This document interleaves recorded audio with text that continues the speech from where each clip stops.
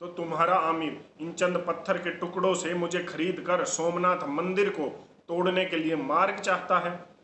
जा कह दे उस अरबी लुटेरे से कि जब तक गोगा बापा के काया में रक्त की एक बूंद भी रहेगी तब तक फौज तो क्या परिंदा भी पर नहीं मार सकता।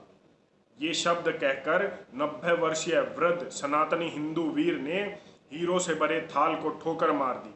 वामपंथी इतिहासकार लेखकों ने गजनी के सुल्तान महमूद गजनवी के बारे में न जाने हमें क्या क्या पढ़ाया है, लेकिन जब गजनी भारत के कुछ क्षेत्रों को लूट कर यहाँ से अपार धन संपदा गजनी ले जा चुका था, उसके बाद उसकी नज़र पड़ी थी सोमनाथ मंदिर पर, वहाँ की अपार धन संपदा पर, और उसी को लूटने के लिए वो पंजाब के रास्ते रेगिस्तान में उत्तर पश्चिमी भाग से उसने प्रवेश किया।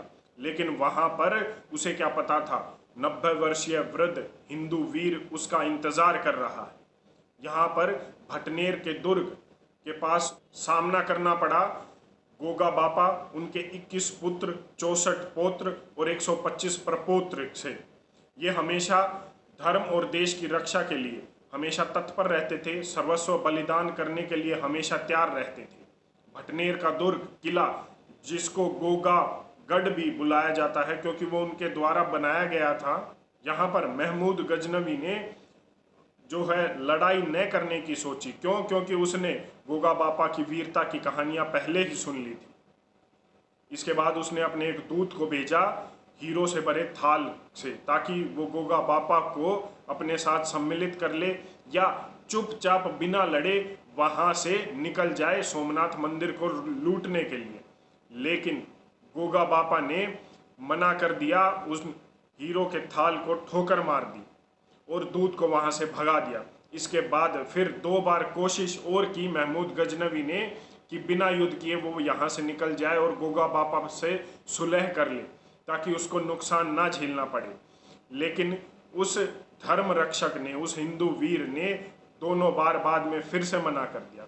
इसके बाद महमूद गजनवी ने साइड से निकलने की, भटनेर का जो दुर्ग था उसके आसपास के क्षेत्रों से निकलने की कोशिश की। लेकिन जब गोगा बापा ने देखा कि गजनी अपनी 1 लाख की पैदल सेना और 30,000 घुड़सवारों की 1,30,000 की भारी भरकम सेना के साथ चुपके से निकलने की कोशिश कर रहा है और आगे चलकर वो सोमनाथ मंदिर पर धावा बोल देगा, तो गोगा बापा ने भटनेर के दुर्ग अपने किले से निकलकर उस 1,30,000 की गजनी की सेना पर धावा बोल दिया। उस समय गोगा बापा के पास मात्र 1100 सैनिकों की सेना थी। 1,30,000 से उस दिन मात्र 1100 सनातनी राजपूत योद्धा भिड़े थे और एक एक हिंदू वीर योद्धा ने 10-10 जो है अरबी लुटेरों का काल बने थे। गोगा बापा ने जब आदेश दिया कि किले से निकलकर जो है अरबी लुटेरे की सेना पर धावा बोल दिया जाए, तो एक सैनिक ने गोगा बापा से कहा कि महाराज, जो दुश्मन है वो असंख्य है और हम गिने चुने हैं। तो जो गोगा बापा ने आदेश दिया, जो लाइन कही, उसके बाद मृत शरीर में भी जान फूंक देने वाले ये शब्द थे। गोगा बापा ने कहा कि देश और धर्म की रक्षा कभी भी संख्या से तय नहीं होती। गोगा बापा देश के लिए, धर्म के लिए जिया है और धर्म के लिए ही मरेगा। ये सुनकर 1100 की सेना ने 1,30,000 की गजनी की सेना पर जो कहर ढाया वो इतिहास से पता लगता है। केसरिया बाना और हर हर महादेव के नारे से वो काल बनकर टूटे थे और उनकी सेना पर वो नुकसान गजनी को झेलना पड़ा था गोगा बापा की सेना की वजह से, जिसकी पूर्ति वो कभी भी नहीं कर पाया। 1100 के 1100 सैनिक वीरगति को प्राप्त हुए। गोगा बापा के 2 पुत्र गजनी की सेना में पहले से ही शामिल हो गए थे, उनको रास्ता दिखाने के लिए। जब गजनी सोमनाथ मंदिर को लूट कर वापस आ रहा था तो दोनों वीर पुत्रों ने, गोगा बापा के वीर पुत्रों ने गजनी की सेना को रेगिस्तान के रास्ते में इस तरीके से भटकाया कि महमूद गजनवी की आधी से ज़्यादा सेना रेगिस्तान में ही ख़त्म हो गई। जैसे तैसे करके बड़ी मुश्किल से गजनी जो है पहुंच पाया था अपने स्थान पर।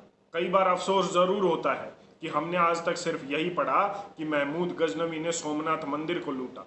हाँ, हमारा इतिहास जरूर है कि सोमनाथ मंदिर लूटा गया, लेकिन गोगा बापा जैसे वीर योद्धाओं को हमारे पूर्वज, हमारे महापुरुष ऐसे थे कि गजनी को नाक को चने चबवा दिए गए थे।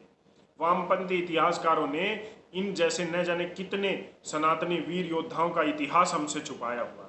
ये सब इसलिए किया गया है ताकि हमारे अंदर वो वीर रस पैदा ना हो, वो लड़ने की क्षमता पैदा ना हो जो हमारे पूर्वजों में थी।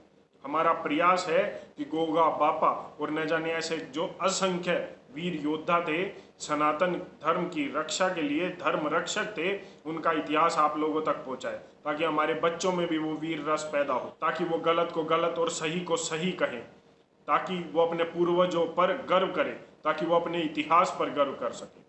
अगर आपको जानकारी अच्छी लगी हो तो शेयर ज़रूर कर दीजिएगा। धन्यवाद।